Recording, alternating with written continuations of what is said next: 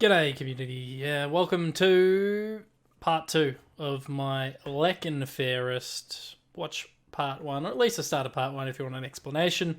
This is the top 10 players, well, top 10 ranks. It's actually 12 players because there's a couple of ties in the top 10. Once again, just open up another tab. You don't need to see my pretty attractive face talk. You can just listen if you want and do whatever you want to do while the dog outside my window continues to bark the entire time. All right, coming in at 10th, we have Levi Casbolt. And this one actually surprises me. So this is the first time prior to coming on that I've looked at the totals for the year, and I'm surprised that Levi Casbolt has polled in the top 10 with 28 votes over 17 games, 1.6 votes per game. I will say this. There's a big difference in total votes between 10th and 1st. I'll just say that the gap of how I saw our players this year in terms of talent, there's a huge gap between the top 3 or 4 and the rest. Anyway, moving on. Levi Casbolt. Let's talk about him. Started the house like a year on fire. Started the year like a house on fire. Was in legitimately all-Australian form for a few weeks there. Was kicking goals, was taking contested marks, was pushing up the ground, was linking up play for us, was being a relieving sort of mark when we needed him to, was pinch hitting the ruck. And I think it's pretty simple with Levi. As the season went on, he got tired and he just needed a break and he could barely stay out there, it looked like, and he was just gassed. I mean, it's highlighted in the final round where Lockie Neal outmarks him in the goal scorer, and it looked like Lockie Neal was basically fighting me, and I think I could take Lockie Neal. So it was not a great end to the season for Levi, only a couple of disposals, and he really tailed off and hurt those averages. But the first half of the year was really strong from him, and he provided something for us, and he kicked, whatever it was, 16 goals for the year. He's almost gone at a goal a game. You want a bit more, shortened quarters, terrible delivery inside 50. Apparently he's got a contract next year. He's getting on. Would I want him on the list? Yes. Would I expect him to play every game? Probably not. It's probably him and Mitch McGovern and, I don't know, maybe Jackson Wani vying for that third tall position. I think the versatility that he provides us next year as someone who can pinch it in the ruck, play forward, but also we have no key depth in the key position defensive department. He's shown us that he can do that. So I think he's vital to keep on the list, even if he's not playing. And I think that the attitude really needs to be for a lot of these older guys, these 30-plus guys. You're not playing every game next year. And if someone's better than you, we're not giving you the game because you're the older guy. We're bringing them in. But his versatility is good for us. If managed properly, we know he can be super effective. We saw how good he was at the start of the year. If he had a few more breaks in there, maybe he maintains that form, similar to Eddie Betts, similar to a couple of the guys we've spoken about in the last video. But Levi Casbolt, look, I've ranked him 10th overall, 12th best, or ranked him 10th, 12th best player overall. I'm happy for him. He did most of that hard work in the first half of the year, then dropped off. Another guy, and I'm going to keep saying this, passion. And the passion might have dropped off a bit towards the end of the year, but he plays for this. He plays for this.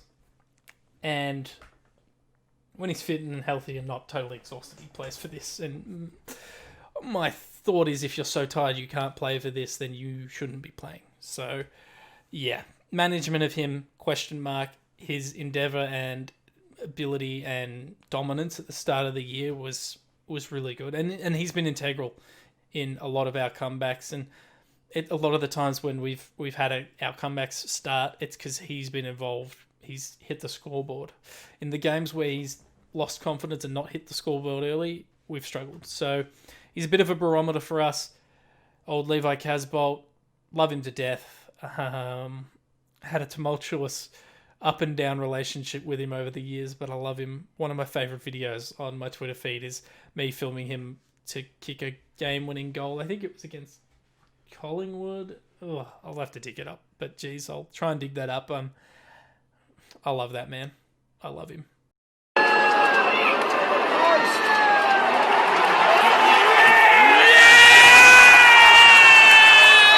Next in my 9th ranked player, the 11th player left on the list, Mark Murphy, 31 votes from 17 games, 1.8 votes per game.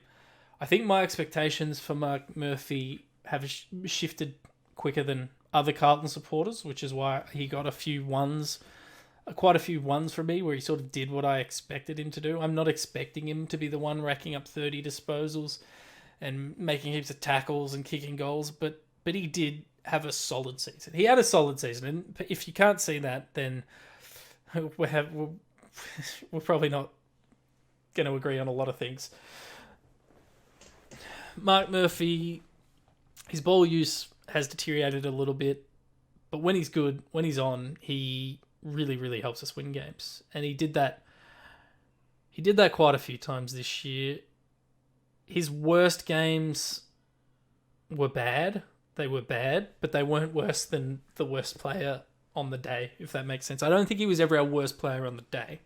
That's not a great measuring stick when you're from a guy who was supposedly elite throughout his career. I say supposedly because I recognise that he's had an awesome career. He's not going to be an all-time great, but he's been a really, really good player for us over a long time, over a really bad time. But he's always been a whipping boy, and people just trash him. So, in my eyes, he has been an elite or very close to elite player for a lot of his career. Didn't have the support around him, and this year he fell back. His output dropped a bit, but his good was still very good, and his bad was generally not that bad. 31 votes. Yeah, it's a good return. It's a really good return from him. Maybe I'm getting too invested in him because he's around the ball the whole time, so he gets a lot of it, and I see him a lot, and maybe that's skewed my vision towards him. I just thought he had a good year. I thought he had a really good year. Not a great year, really good year. He gave me a bit more than I thought he'd give us this year, to be frank with you. And hopefully he doesn't drop off too much again next year. That's what I'll say. He's been a great player a really good player for a long time. He had a good season. I'm happy with what he gave us. There's clearly deficiencies to his game, but you can say that about pretty much everyone except for 2 or 3 players on the list. Next, we've got a tie for the 8th ranked players. This is player number 9 and 10. So now we're into the official sort of top 10 best players for me. Lockie Plowman, 32 votes from 16 games. I thought he was fucking awesome this year. I thought he was awesome. I have always felt that he's been hard done by the fans. He always gets the hardest matchup. The way we set up our defence, he always seems to be one out against a Charlie Cameron, a Michael Walters, Tom Papley. He plays smaller than his size, and then we also throw him on the resting midfielders, Nat Fyfe when he goes there. Look, I don't think there was a lot of games where he came out of the game and had been beaten for the entire game. In fact, I don't think there was a lot of times where he'd been beaten one-on-one. I think a lot of his one-on-one losses, for the most part, there were some games where this is an exception, were due to our team's inability to defend in the corridor. And when you're one out in the defensive 50 against, Charlie Cameron or Tom Papley or the fastest forwards in the game, and they've got a clear run through the guts, if you can even half that contest, well done to you. Well done. I thought if Carlton fans can't see after the year he's had why he's in the team, there's still people calling for his head. Quite frankly, you don't understand the game. And that's fine. You're allowed to not understand. He had some bad games, and he has bad moments that do lead to direct goals. But for the most part, come on. Come on. This man killed it this year. He had an amazing year. And I think, what have I got? I've got him equal 8th. I think I've undervalued him. I think Carlton, he's going to be up in that top 3 again. He might even win it this year. They rate him that highly. He's got some... He's just a good player, man. He's just a good player, and it's an unforgiving role that he does well week in, week out. Yeah, I don't really have a bad word to say about him other than that occasionally he does make decisions and skill errors that do lead directly to goals. So does Liam Jones. It comes with the territory for the most part. There'll be players that will be sweating before they go up against him next year. So super happy with Lockie Plowman. And he's one of the key reasons that back six is as solid as it is, by the way, and as cohesive as it is, because we've always let small forwards off.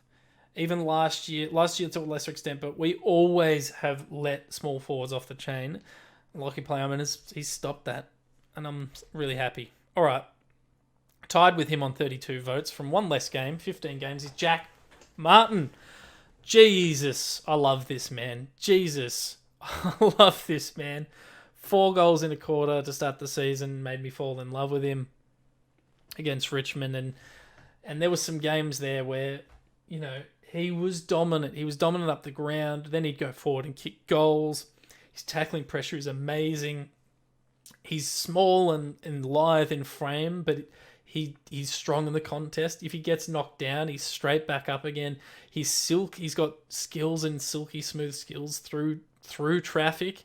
He's a great kick. He's a really, really good kick. He generally makes the right decision. And another guy that, similar to Jack Nunes, came in, worked his ass off, showed us, the fans, why he's in the side, why we're giving him, you know, reportedly $1 million or whatever it is.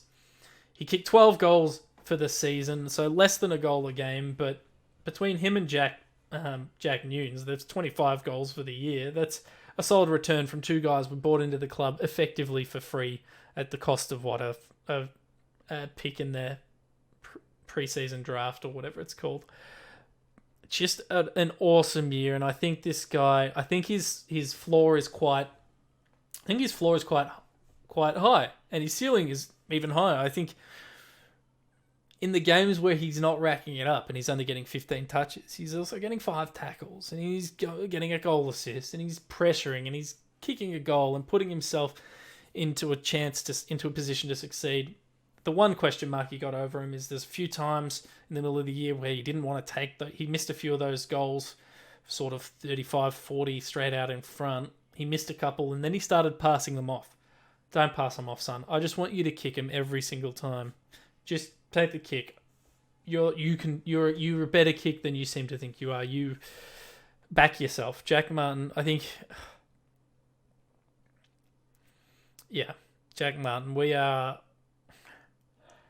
He adds something to our team that we haven't had in a long time, and he has the makings of an elite player. Silk, just really, really, really happy. Really happy. All right.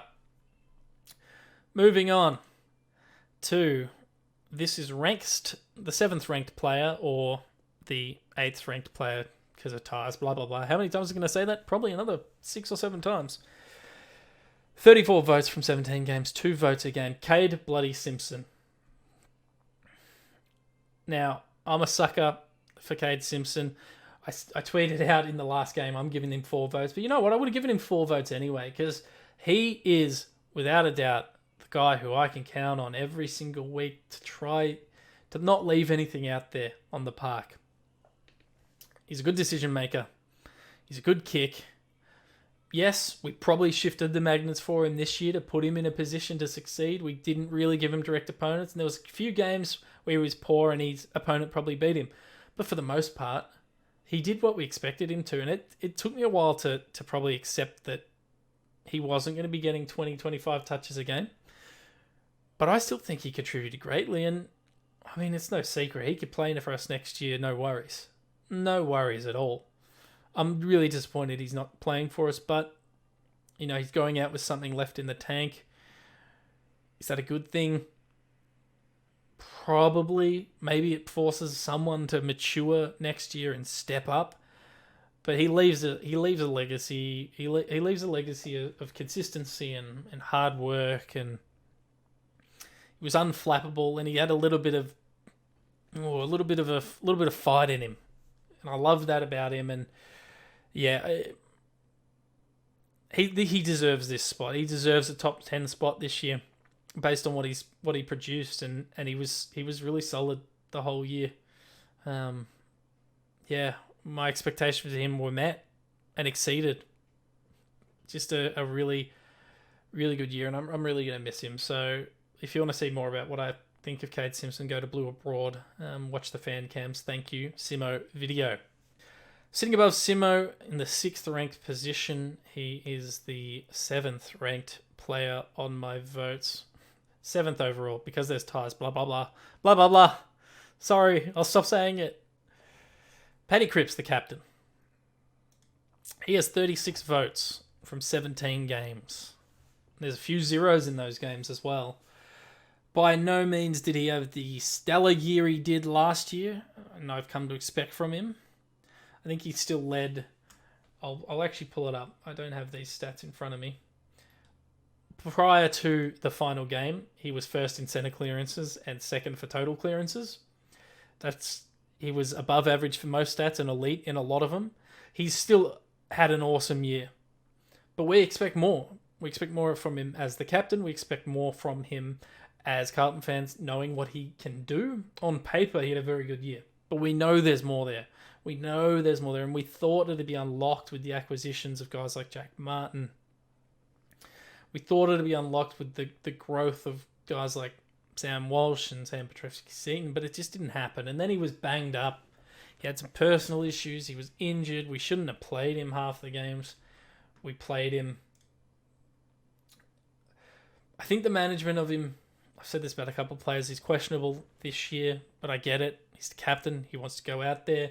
The goal kicking's an issue. He can do the miraculous goals, but he can't do the basic ones. So I've pulled up the stats. And the raw data, I mean, he's 5th in contested possessions overall. This is before the season has ended, but I don't think anyone from Collingwood or Port Adelaide is beating him on these. He's 5th in contested possessions for the year. He's 1st in centre clearances. He was 11th in stoppage clearances. 2nd overall in total clearances. He had a good year on paper, but we know there's way more he can give us. We know there is, and it's another story. If he can be healthy, if he can have a strong preseason, he'll be better for it. I think he needs to put the weight he lost back on, and I think maybe playing him in 100% midfield time isn't the way to do it, but I'm not sure how else you can do it. I don't think he's good enough forward line. I think we've got, everyone talks about the big bodies to support him. I'm pretty sure he is getting supported. I'm pretty sure we have the players to support him as well. So, pulling it up, he first for free kicks 4 prior to Brodie Grundy's final game of the year. And he's 6th for frees against. So that hurts him. Frees against hurts him. Falling in people's back. That's a size thing. But yeah, he gets looked after by the umpires. Even though I feel like he should get more free kicks. When you're 1st overall for free kicks, you're getting looked after a little bit. And the support's there. We just don't play the players. We don't play Matthew Kennedy. We don't... Anyway, this is about Patrick Cripps. He had a good year. But by his standard, it wasn't good enough. And I mean, I've got him bloody 6th overall in terms of total votes, 36, and I'm saying he didn't have a good year. So, had a good year. The fact that there's room to improve excites me beyond measure. I don't want him to be the one-man show next year, but I do think a healthy Paddy Cripps is a better Paddy Cripps, and a better Paddy Cripps is a better Carlton. All right, moving into 5th place. We've got a tie here, so 4, 3, 2, 1 will be normal. Fantastic. Is Ed Kerno is the first one. 37 votes from 17 games, an average of 2.2 votes per game. I thought he had an awesome year. I see a lot of people complaining that he gets a lot of hate, which I don't understand, by Carlton fans. And they're saying we need to axe him because he's old. But guess what? He's doing his job. He's getting the ball. He's being an offensive option. But he's also one of the better defensive players in the comp. He shut down players this year. He didn't have a great game against Lachie Neale. I'll admit that. But for the most part, he just gets the job done. Huge tackling presence. Gets the ball. Yeah, he doesn't use the ball totally well, but that's not his job. It's not his role. His role is to get the ball, get the fuck away from the good players. And he does that. He gets the ball, he boots it, he gains territory. Sometimes it's intercepted, sometimes it leads to an attack. Occasionally he's an option forward, and he's been an okay option going inside forward 50 when he's been able to do it in terms of delivering it inside forward 50. But he's hard at the ball. He never gives up. He never tires. He never stops working his fucking ass off.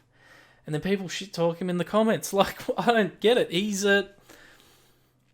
We shouldn't have to rely on Ed Kerno at this stage in his career, but we are relying on it. And he's meeting those expectations. He's exceeding those expectations. Ed Kerno helps gets us going when we need someone to get us going. And yeah, I just can't wrap my head around people who don't love what he gives to us. You can't look at him and say he's not trying. You look at him and you know that this man is a navy blue fucking bagger. He is there to play and he's there to win, and he's doing everything that he can humanly do to do that. So, Ed, I can't speak any more highly of you. Congrats on a top 5 finish. Well done. Tied with Ed, which is really, really surprising to me, and maybe it just shows how soft I am. I've got Sam Doherty, equal 5th, 37 votes, 16 games, 2.3 votes per game. It's really surprising. Really, really surprising to see this.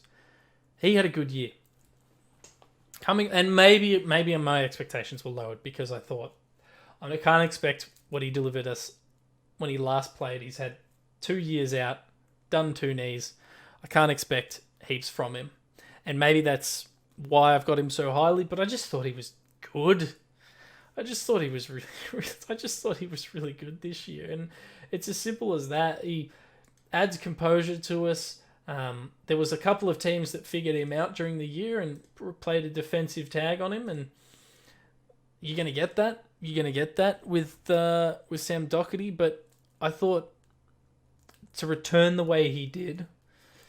Jeez, I just couldn't have asked for more. And he's going to be one that has to step up. He has to step up with Cade Simpson leaving that group. And he plays better with Cade Simpson in the lineup. He does. Really good year from Sam Doherty. Led our rebounding 50s. He was up there in disposal efficiency. In fact, he was number 1 in our kicking efficiency. If you don't count Newman and Philp, only played 2 games each. He was number 1 in marks. What was he in disposals? He was in our top 5 for disposals. He was effective with the ball. He tried to get stuff going. He did make mistakes at times. They did make costly mistakes at times. I would like him to improve his one-on-one defending a lot more than where it's currently at. But, my expectations for him, he destroyed them. He absolutely destroyed them. He came in and he did what we needed to do. His leadership has been questioned. I understand that. I don't think he plays a role. How do I say this? Because I don't want to just defend him, because I think the leadership needs to improve across the board at the club. And I don't think he can stamp himself on a game like Patrick Cripps should be able to.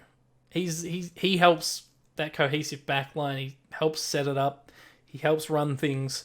I don't think you can look to him outside of running the ball outside of 50 and trying to take on the game, which he did do at times. I don't know how he poses himself as a leader. I don't think he let himself down on too many occasions, and for that reason he's finished equal 5th in the LeknFairest. 4th, probably the most exciting name for me on this list. 38 votes, 16 games, 2.4 votes per game. Will Setterfield. Will fucking Setterfield had an awesome year. Easily our most improved. I don't know if Carlton actually do a most improved, but he plays a style of game where he does rack up tackles. And maybe that's because he lets the opponent get the ball first and then he prefers to tackle after. But when I see him in there doing the grunt work, working his ass off just like Ed Kerno, he wins the ball and he makes stuff happen. And his disposal has improved beyond anything I would have thought it would have this year. I remember last year we were trialling him like at the forward line and he couldn't hit targets and couldn't kick a goal from 20 out straight in front. Well, he hit the scoreboard a few times this year. He kicked the scoreboard in important moments for us this year. He's going to be a huge part of this midfield moving forward, particularly as Ed ages out, and so does Mark Murphy. Will Setterfield, well done. Most improved. Well, actually, he might not be most improved. He'd be up there. I guess in terms of where he was starting to where he got to, he was the most improved, but he might not have the ceiling of a couple of these other names. Will Setterfield, well done. An awesome year. I can't wait to see what he has for us next year. Yeah, never expected to see this year what he did. Interested to hear what everyone's thoughts are on Will Setterfield. I'm trying to think of a player that he reminds me of, but I can't really do it. All I know is that he has flashes as well, and I think we've seen, if this is what he is for the rest of his career, he'll be an alright player, a good player. But you see flashes and glimpses where he can be something even better. So, really excited for him. 3rd, overall with 39 votes from 17 games, 2.3 votes per game. Didn't miss a game. And, another guy that gets just ripped on by Carlton fans, and I don't get it. And I think he's a really good chance to win it. Our actual best and fairest is Liam Jones. What a year. And people have talked up Jacob Wiedering as an All-Australian option. In a lot of ways, Liam Jones statistically has had a better year. Jacob Wiedering is clearly the better player and clearly has had a better year overall. But from some key defensive statistics, Liam Jones, gee whiz, he doesn't lose one-on-ones. He shouldn't kick the ball, particularly near goal, because he turns it over sometimes and does result in goal. But he makes up for it, man. When he turns it over and they kick the goal, he's the next one in, crashing the pack, making the spoil, making the game, making the goal scoring, the goal saving mark, the goal saving punch. He's got no regard for his own safety. He flies. He's strong in the contest. I'd love him to. He's only had a couple of occasions to kick goals this year. I'd love him to do that. Seems to be a good kick on the wing. Awful kick in defence as soon as he overthinks it. Just really, really stoked for him. Worried about a key position depth behind him because he's getting older, but geez, him and Wiedering are just a dynamic duo. And I mean, I don't know what to say about him. He was awesome. He just had an awesome year. I mean, I guess I could dig up a couple of stats to see, just to show you how he did. I'm sorry, I've been flaming his kicking here, and he went by 69% by foot, and that's one of our better players for the year. I guess it's just that the costly ones turn it over. In terms of some key defensive stats, he comfortably led. He led us for contested defensive one-on-ones. He only lost 7 one-on-ones for the season. He lost 7 one-on-ones for the season. This 8% of his contested defensive contests were losses, meaning 92% he won. Are you kidding me? He led us for spoils comfortably at 150 spoils for the year. I don't know what that ranks compared to the rest of this comp. I guess I could probably pull it up and show you. Oh, there you go. He's number 1 for spoils in the comp. Jacob Wiedering was 4th for spoils in the comp. There's some times where you'd like him to mark it, but Awesome. Just bloody... Oh, I love him. I love him. Take the good and the bad with Liam Jones. With 46 votes, 2.7 votes per game, Sam Walsh. This guy is in his second year of footy. Mate, he's the best player on Carlton's list. He's the best player on Carlton's list. He can find the ball. He can find the hard ball. He can find the loose, the easy ball. He can find it on the outside. He can hit targets. He can hit targets inside 50. He can hit the scoreboard. He brings the morale of the team up when he does. He's a game changer, man. He's a game changer. He does so much right. I can't think of a weakness in his game, and maybe the weakness is sometimes his disposal efficiency's down, but he's doing some impossible stuff. Like 9 times out of 10, if it's a bad kick from him, it's because he's done a backflip off the bloody boundary line to keep the ball in play where most players would run it over. But he won't run it over. He won't give up on the contest. He'll win that fucking contest, and then he'll go to the next fucking contest, and he'll win that, and then he'll go to the next fucking and he just keeps going to the contests and winning them. And if he doesn't win them, he follows up, and his running. Oh, if our players had the work ethic of this kid and the endurance that this kid had, we'd be just unstoppable. You can see him in the back pocket shoring things up and settling and doing a 90-degree kick and bloody switching things for us. And then 5 seconds later, the ball will be in our forward line, and he's the one with it bloody kicking the goal or setting up the goal assist. Like, he's just never stops, and he's only going to get better. And I really worry where we would have been this year if he wasn't in our side. That the key midfielder role is huge for him, and he's a superstar. He's the superstar, and there's a reason I've got him watching over me. Look at this. Look at this, driving ambition, and that's what he does. He's an ambitious player, and he drives us to be better. Shout out to the fucking beautiful club that I love. I ordered a non-framed version of that, and they just sent me the framed one instead because they said the wait would be too long. So they said, here, have a framed one. Fucking... Sam Walsh, Jesus. I'm surprised. If the game had gone... If we had one more game in the season, 2 more games, I think he would have taken it home. 46 votes, 17 games. And of course, that means Jacob Wiedering with 50 votes. Slightly under 3 votes a game by my reckoning in 17 games. And I was harsh on him. I didn't give him a vote in round 18. I thought it was his worst game, and he probably played an okay game. Best on in if it wasn't Walsh, Wiedering was our best on pretty much every week. He has matured. He is, to me, the next captain of the club. He's a leader. He's still young. He's grown into everything we wanted him to be, despite us almost fucking his career early on by playing him as a forward. But, maybe he'll come out and say that that's what's helped him. Mate, this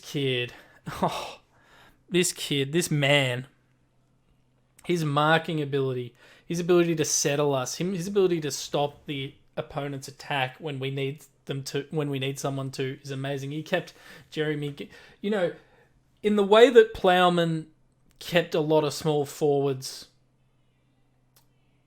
honest and goalless in a lot of opportunities, and Plowman, we talked about before, did lose some contest. Wiedering does the same for key position forwards.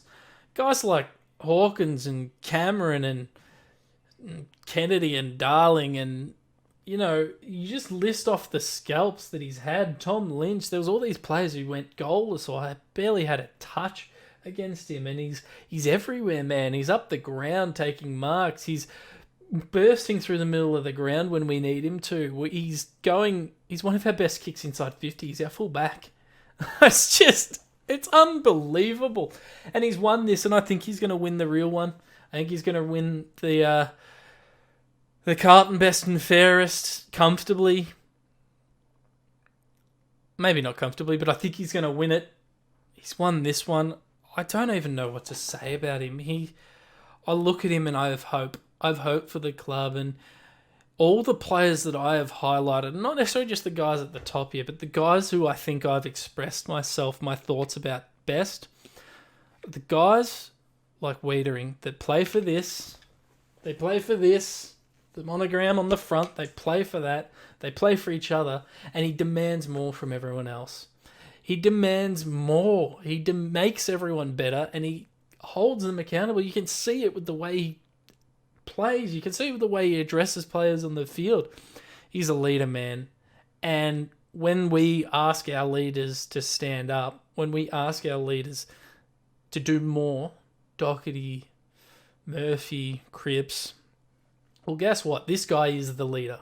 This guy is the leader from what I can see of our footy club. Him and Sam Walsh helps that they're our two best players as well. And what a year he had, man. Just... I can't express how comfortable I was this year knowing, and heading into the year, I knew he was going to have a good year, but not like this. Having the comfort of knowing we're coming up against Tom Hawkins, who, whatever, all right, Weeders will play on him, so who do we actually have to worry about this week? Who are the other guys that we need to worry about? You don't have to worry about Jacob, and I don't know how he's going to get better. I don't know what's going to get better. Occasionally he does some handballs to teammates in trouble. Maybe he improves that area, but I don't know how he gets better, but he'll find a way. He'll find a way of getting better.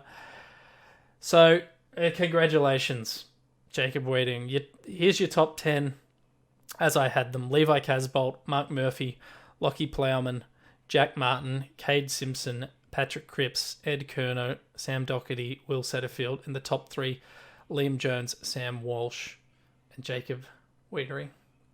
That's the LeknFairest, folks. Let me know what you think if you've actually watched to this point. It's a long video. I'm sorry. I get very excited about this sort of stuff. I'm really looking forward to next year. I'm really, really looking forward to next year. That'll do me. Go Blues.